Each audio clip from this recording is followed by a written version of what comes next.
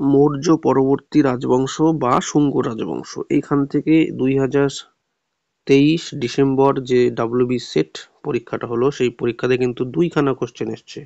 সেই দুইখানা কোশ্চেন কিন্তু আমাদের মাত্র একটা নোটের মধ্যেই আছে। এই নোটটা মানে দুইটা পাতা শুধু পড়লেই কিন্তু এখান থেকে যারা যারা ক্লাস ভালো মতো করেছে তারা কিন্তু এখান থেকেই কমন পেয়ে গেছে। বোঝা গেল? এর মধ্যে থেকে যে বিষয়টা, প্রথম যে কোশ্চেনটা একদম হুবহু চলে এসছে, সেটা এখান থেকে চলে এসেছে। দেখো, এই জায়গা থেকে যে অ্যান্টিওকাস তক্ষশিলার রাজা কে বিদিশাতে তার গরুর স্তম্ভটা তৈরি করেছে, এটা চলে এসেছে এক। আর চলে আসো নিচের দিকে, এখান থেকে যে অগ্নিমিত্র, মালবিক অগ্নিমিত্রম, এই কোশ্চেনটা চলে এসছে। মানে শুধুমাত্র এই একটা নোট থেকেই কিন্তু দুইখানা কোশ্চেন চলে এসছে। ভবিষ্যতে আরো অনেক কোশ্চেন আছে, যেমন এই কোশ্চেনটা, এই জায়গা, এই জায়গা, তারপরে এই জায়গাগুলো, মানে এইগুলো থেকে ভবিষ্যতে আবার প্রশ্ন হবে। এই কোশ্চেনটা যেমন অলরেডি চলে এসেছে কলেজ সার্ভিস কমিশন পিএসসির অ্যাসিস্ট্যান্ট প্রফেসরের পরীক্ষাতে, এই কোশ্চেনটা। তো ওইরকম ভাবে কিন্তু এটা একটা গুরুত্বপূর্ণ ক্লাস, খুব ছোট একটা ক্লাস কিন্তু খুব গুরুত্বপূর্ণ। ঠিক আছে? তো সেই কারণে তোমরা ক্লাসটা ভালো মতো দেখো, আশা করি উপকার হবে। Thank you.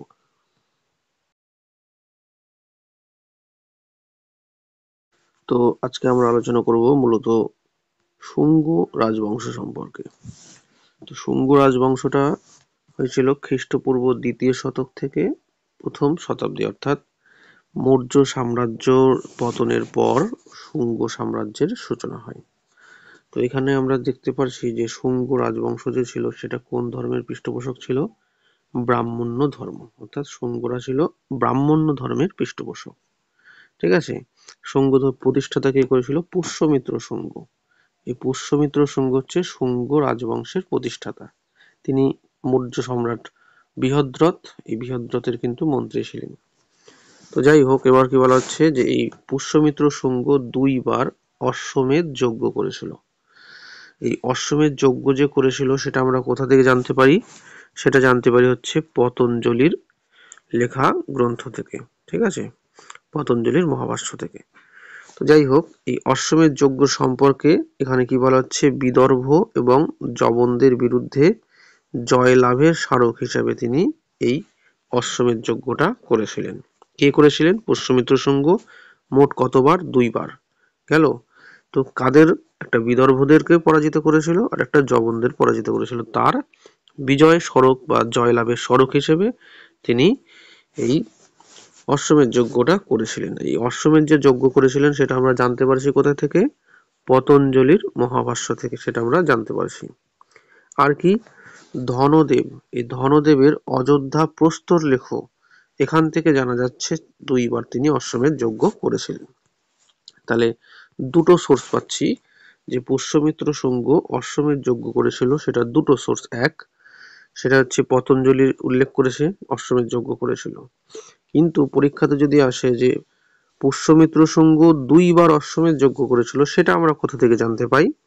তাহলে কিন্তু হবে সেটা যে ধনদেবের অযোধ্যা প্রস্তর লেখ থেকে আমরা জানতে পারছি যে 2বার। ঠিক আছে? 2বার কিন্তু পতঞ্জলির থেকে পাওয়া যায় না, 2বার পাওয়া যাচ্ছে হচ্ছে ধনদেবের এই অযোধ্যা প্রস্তর লেখ থেকে। তাহলে এতটুকু গেল।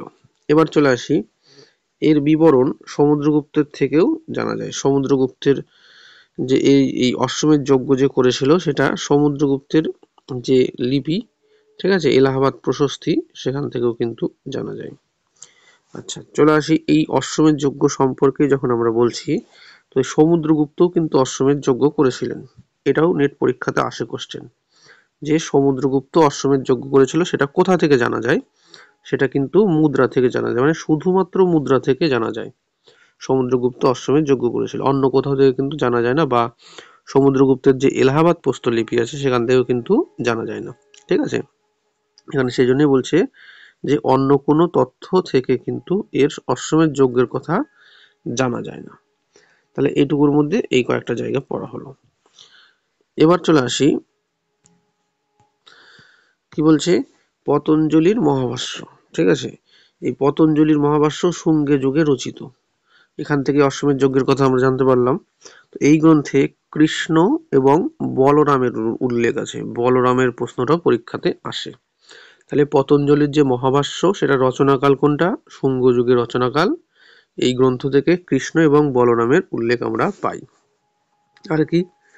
বেশনগর, ঠিক আছে, বেশনগর, এখানে একটা গরুর স্তম্ভ আছে। তো বেশনগরের গরুর স্তম্ভলেখ থেকে জানা যায় যে তক্ষশিলার রাজা অ্যান্টিয়ালকিডাস এর দূত হেলিওডোরাস বিদিশার শুঙ্গ রাজা ভাগভদ্রের দরবারে এসেছিলেন, তো গরুর স্তম্ভ প্রতিষ্ঠা করেছিলেন। তাহলে কি বেশনগরের গরু স্তম্ভ লেখ একটা আছে, সেই গরু স্তম্ভ লেখ থেকে আমরা কি জানতে পারছি যে তক্ষশিলার একজন রাজা ছিল যার নাম হচ্ছে অ্যান্টিয়ালকিডাস। এর দূত কে ছিলেন? হেলিওডোরাস। এই হেলিওডোরাস কোথায় এসেছিল? বিদিশা, ঠিক আছে, বিদিশায় শুঙ্গ রাজা ভাগভদ্রর দরবারে। শুঙ্গ একজন রাজা ছিল যার নাম ছিল ভাগভদ্র। ভাগভদ্রের দরবারে এসেছিলেন, তো গরুর স্তম্ভ প্রতিষ্ঠা করেছিলেন। তো ভাগভদ্র ভাগবত ধর্মের পৃষ্ঠপোষক করেছিলেন এই গরুস্তম্ভ প্রতিষ্ঠা করে তিনি।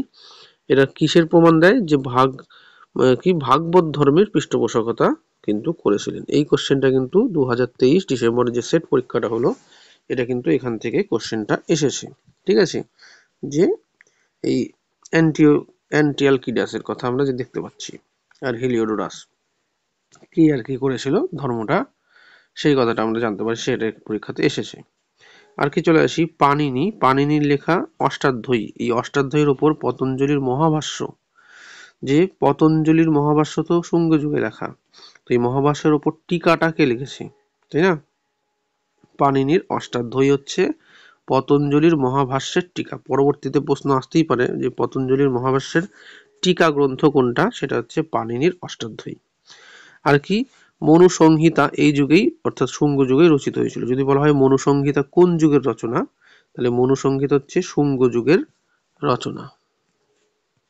যে ভাষ্য কথার অর্থ, এটা একটু আগেই আমি বলেছি, যে কোনো গ্রন্থে ওপর লেখা টিকা, মানে যে কোনো গ্রন্থের উপর যখন আমি টিকা লিখবো, যেমন পতঞ্জলির লেখা মেন গ্রন্থ মহাভাষ্য, এই মহাভাষ্যের উপর যখন টিকা লেখা হচ্ছে সেই টিকাটাকেই বলা হচ্ছে, ভুল হয়ে গেল কথাটা, যে পাণিনির অষ্টাধ্যায়ী, এই অষ্টাধ্যায়ীর ওপর টিকাটা যেটা, সেটা হচ্ছে পতঞ্জলির মহাভাষ্য, ঠিক আছে। কোনো একটা নির্দিষ্ট গ্রন্থ, সেই নির্দিষ্ট গ্রন্থের উপর লেখা আর একটা যে গ্রন্থ, পাণিনির অষ্টাধ্যায়ী, এটাকে শর্ট ফর্মে লেখা হচ্ছে পতঞ্জলির মহাভাষ্য।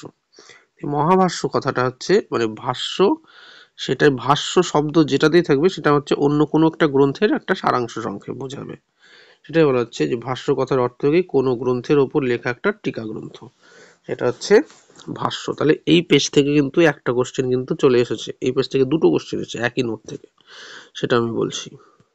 নেক্সট দেখো কি বলছে, এই শুঙ্গ যুগের শিল্পকলা সম্পর্কে যদি বলি, ভারহুত সাঁচি, ভারহুত আর সাঁচির স্তূপ, তারপর কি বলছে স্তূপের বেষ্টনী এবং তোরণদ্বার এবং বোধগয়ায় মন্দিরের চতুর্দিকের বেষ্টনী এই যুগেই শিল্প নিদর্শন।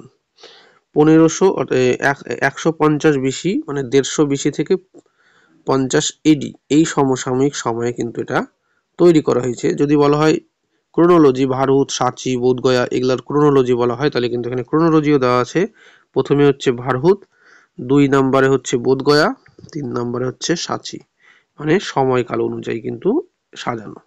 এগুলো ক্রোনোলজি ওয়াইজও দেওয়া থাকে। আবার সময়কাল হচ্ছে 150 বিসি থেকে 150 এডির মধ্যে সময়কালে এগুলো তৈরি করা হয়েছিল।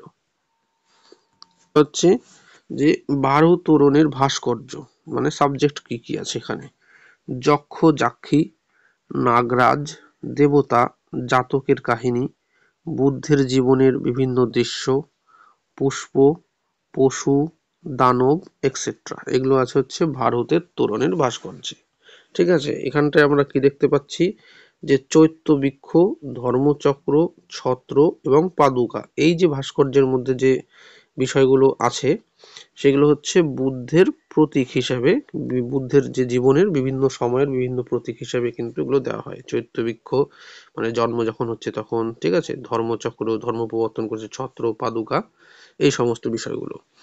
এখানটাতে ত্রিরত্ন কি বলা হচ্ছে, বুদ্ধ ধর্মের ত্রিরত্ন বলতে কি বোঝায়, বুদ্ধ, ধর্ম এবং সংঘ একত্রে বৌদ্ধ ধর্মের ত্রিরত্ন বলা হয়। যে সাঁচি স্তূপ, সাঁচি স্তূপ কি অশোকের সময় ইট দিয়ে তৈরি হয়েছিল। সাঁচি স্তূপটা কি দিয়ে তৈরি? ইটের তৈরি অশোকের সময়। পরবর্তীতে শুঙ্গ রাজাদের সময় সেটা কিন্তু পাথর দিয়ে স্তূপটাকে আবৃত করা হয়। মানে ইট দিয়ে সাঁচি স্তূপটা প্রথমে তৈরি করা হয়েছিল, পরে শুঙ্গ যুগে সেটা পাথর দিয়ে তৈরি করা হচ্ছে। ঠিক আছে, এই শুঙ্গ যুগেই এই যে স্তূপটা ছিল, স্তূপের বেষ্টনী আর তোরণ, তোরণ মানে দরজা, বেষ্টনী মানে হচ্ছে রেলিং। ঠিক আছে, এরকম স্তূপটা ছিল, তার এই যে চারদিকে যে রেলিং দেওয়া হয়েছিল, মাঝে গেট তৈরি করা হয়েছিল, এটাই বলা হচ্ছে। তো তোরণ হচ্ছে দরজা আর হচ্ছে এই রেলিং তৈরি করা হয়েছিল।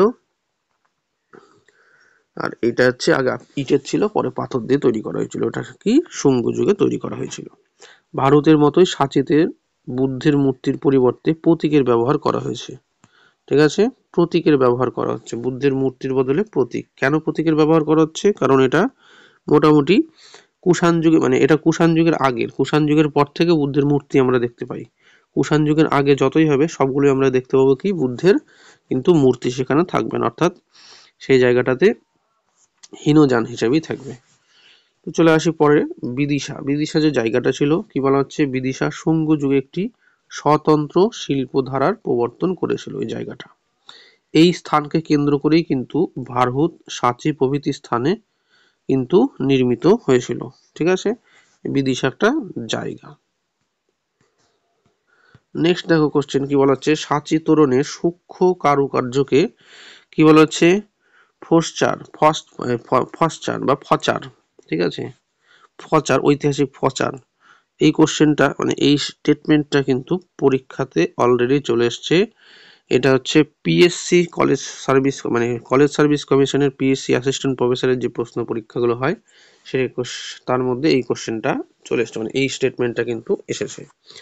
ইট were the ivory workers of Vidisha who carve one of the monumental gates of সাঁচি। এই যে স্টেটমেন্ট, এটা তোমরা লিখে নেবে খাতাতে। এটা কিন্তু ঐতিহাসিক ফচার। এই স্টেটমেন্টটা দিয়েছে কি সম্পর্কে? সাঁচি তোরণ সম্পর্কে। পরীক্ষায় কোশ্চেনটা ছিল যে এই স্টেটমেন্টটা কে বলেছে। ঠিক আছে, এই সরি কে বলেছে বলছে, এই স্টেটমেন্টটা হচ্ছে কাকে, কোন বিষয়টাকে কেন্দ্র করে দেওয়া হয়েছে। সাঁচি স্তূপকে বা সাঁচি তোরণকে কেন্দ্র করে দেওয়া হয়েছে, সেটা কিন্তু এসেছিল পরীক্ষাতে। এই একটা যে আজকের এই যে ক্লাসটা তৈরি হচ্ছে, এই ক্লাস থেকে কিন্তু বিভিন্ন সময় বিভিন্ন কোশ্চেন এসছে, এবং শুঙ্গ যুগ থেকে ভবিষ্যতে যা প্রশ্ন আসবে এই শুধুমাত্র এই দুই পাতার যে নোটটা আছে এটা পড়লেই এখান থেকেই কমন পাওয়া যাবে। সেই শুঙ্গ রাজাদের সম্পর্কে একটু পরিচয় দিতে হবে। সাংস্কৃতিক সম্পর্কে আমি একটু আগে আলোচনা করলাম। শুঙ্গ রাজাদের পরিচয়ের মধ্যে পুরাণ অনুসারে, পুরাণে এদেরকে শুঙ্গ বংশ বলা হচ্ছে। পাণিনি কি বলেছে? ভরদ্বাজ গোত্র ব্রাহ্মণ। আর বৃহদারণ্যক উপনিষদে, এখানে বৃহদারণ্যক উপনিষদে শুঙ্গদেরকে কি বলা হচ্ছে? সুত্তঙ্গী পুত্র নামক শুঙ্গ গুরুর উল্লেখ করা হয়েছে। সুত্তঙ্গী পুত্র নামক এক শুঙ্গ গুরুর উল্লেখ করেছে, তারই বংশধরেরা। ঠিক আছে, বৈদিক সাহিত্যেও কিন্তু শুঙ্গ গুরুদের উল্লেখ পাওয়া যায়। বৈদিক সাহিত্যেও শুঙ্গ গুরুদের উল্লেখ কিন্তু পাওয়া যায়। আর কি বলা হচ্ছে, পুষ্যমিত্রের সাম্রাজ্য পাটলিপুত্র, অযোধ্যা, বিদিশা, জলন্ধর যেটা পাঞ্জাব বর্তমানে, আর সাকালা বর্তমানে যেটা শিয়ালকোট, এই অংশটা নিয়ে ছিল হচ্ছে পুষ্যমিত্রের সাম্রাজ্য। ঠিক আছে, শুঙ্গ সাম্রাজ্য পুষ্যমিত্রের সময়। পরবর্তীতে দেখা যাচ্ছে যে এখানে রাজাদের কিছু নাম পাওয়া যাচ্ছে, শুঙ্গ রাজাদের। দেখো 1 2 3 4 করে কিন্তু মার্কিং করা আছে। 1 নম্বরে আছে পুষ্যমিত্র শুঙ্গ, 2 নম্বরে আছে অগ্নিমিত্র, 3 নম্বরে আছে সুজ্যেষ্ঠ, 4 নম্বরে আছে বসুমিত্র, 5 নম্বরে আছে ভদ্রক বা ভাগভদ্র, আর 6 নম্বর বা শেষ রাজা ছিল হচ্ছে দেবভূতি। এরকম ক্রোনোলজি পরীক্ষাতে আসবে ভবিষ্যতে। ঠিক আছে, যে শুঙ্গদের কয়েকজন রাজার নাম দিয়ে দিবে, এদের ক্রোনোলজি সাজাতে হবে, সেই কারণে এটা ক্রোনোলজি অলরেডি সাজানো আছে। এর মধ্যে যেটা প্রথম, যেটা 2 নম্বর অগ্নিমিত্র। অগ্নিমিত্র কোথাকার গভর্নর ছিল? অগ্নিমিত্র হচ্ছে বিদিশার গভর্নর ছিল। এই বিদিশার জায়গাটা কি? এটা শুঙ্গদের শেষ দিককার রাজধানী ছিল হচ্ছে বিদিশা। গেল। বসুমিত্র ইম্পর্টেন্ট কেন? বসুমিত্র জবনদের বিরুদ্ধে লড়াই করেছিল, সেই জন্য বসুমিত্র ইম্পর্টেন্ট। তারপরে চলে আসছে ভাগভদ্র। ভাগভদ্রের সময় আমরা কি জানি, ওই বেশনগরে গরুর স্তম্ভ তৈরির কথাটা সেটা বললাম। আর কি দেবভূতি, কেন দেবভূতি হচ্ছে ব্রাহ্মণ মন্ত্রী, দেবভূতি হচ্ছে শেষ রাজা, তার ব্রাহ্মণ মন্ত্রী বাসুদেব দেবভূতিকে হত্যা করে কান্য বংশের প্রতিষ্ঠা করেছিল 75 খ্রিস্টপূর্বাব্দে, হচ্ছে দেবভূতি। ঠিক আছে, তো এই শুঙ্গ রাজাদের সম্পর্কেও আমাদেরকে কিন্তু একটা স্বচ্ছ ধারণা রাখতে হবে। এবার চলে আসছি মালবিক অগ্নিমিত্রম। মালবিকা এবং অগ্নিমিত্র এই দুজনের প্রেম কাহিনীকে কেন্দ্র করে একটা গ্রন্থ রচনা করা হয়েছে। তার গ্রন্থের রচনাকার হচ্ছেন কালিদাস। ঠিক আছে, তো এই কালিদাসের রচনা মালবিক অগ্নিমিত্রম, এই কোশ্চেনটা কিন্তু এবার 2023-এর ডিসেম্বরের যে সেট পরীক্ষাটা হলো, এই পরীক্ষাতে কিন্তু অলরেডি চলে এসেছে। তাহলে আমরা দেখতে পাচ্ছি যে 2023 ডিসেম্বরের যে সেট পরীক্ষা, সেই সেট পরীক্ষার শুধুমাত্র এই দুই পাতা, এই দুই পাতার যে নোট, এই দুই পাতার নোট থেকে 2খানা কোশ্চেন কিন্তু কমন এসছে। বোঝা গেল? তো এই কারণে আমি আর ভিডিওটা তৈরি করলাম, কারণ যারা আমার কাছে এমনি নর্মালি অনলাইন বা অফলাইনে কোচিং নিচ্ছে তারা তো জিনিসগুলো বুঝতে পেরেছে, কিন্তু কোন কোন জায়গা থেকে কিভাবে কোশ্চেনগুলো আসে সেই জিনিসগুলো আমি তুলে ধরলাম তোমাদের সবার সামনে ইউটিউবের মাধ্যমে। তো এরপরে চলে আসি, দেখো এখানে কি বলা হচ্ছে, কলিঙ্গরাজ খারবেল। এখানে আর একটা, এই কোশ্চেনটাও পরীক্ষাতে আসে, এই কোশ্চেনটাও পরীক্ষাতে আসে। এখানে কি বলছে দেখো, যে কলিঙ্গরাজ খারবেল হস্তিগুম্ফা লেখতে বৃহস্পতি মিত্রের নামে মগধের এক রাজাকে পরাস্ত করেছিলেন বলা জানা যায়। এই বৃহস্পতি মিত্র যে আছে, এইও কিন্তু শুঙ্গ বংশেরই একজন রাজা বলে প্রমাণ করা হয়। ঠিক আছে, অনুমান করা হয় যে কলিঙ্গরাজ খারবেল কি করেছিল, হস্তিগুম্ফা লিপিতে বলেছে যে বৃহস্পতি মিত্র নামে এক মগধের রাজাকে তিনি পরাস্ত করেছিলেন। তো এটা একটা ইম্পর্টেন্ট জায়গা। ঠিক আছে, তো এরকম ভাবে এই আজকে যে শুঙ্গদের সম্পর্কে যতটুকু পড়ানো হলো, ভবিষ্যতে পরীক্ষায় কোশ্চেন আসলে এই দুই পাতা থেকে আবার আসবে। কারণ দেখো, শুঙ্গদের বা মৌর্য পরবর্তী শাসক যে সময়কালটা, সেই সময়কালের যে কোশ্চেনগুলো হয় সেখান থেকে কিন্তু শুঙ্গদের থেকে কোশ্চেন হয়। আর শুঙ্গদের মধ্যে থেকে কোশ্চেন কিন্তু এই দুই পাতার যে নোটটা আছে, এখান থেকেই কোশ্চেনটা কিন্তু কমন পাওয়া যাবে। তোমরা একদম প্রমাণ পেয়ে গেলে, এখান থেকে ডাইরেক্ট এই কোশ্চেনটা চলে এসেছে, যে এই কোশ্চেনটা চলে এসছে মালবিক অগ্নিমিত্রম। আর কি, চলে আসো উপরের দিকে,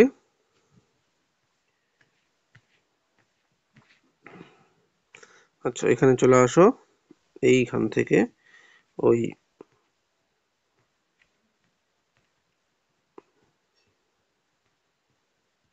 এখান থেকে কিন্তু কোশ্চেনটা চলে এসেছে।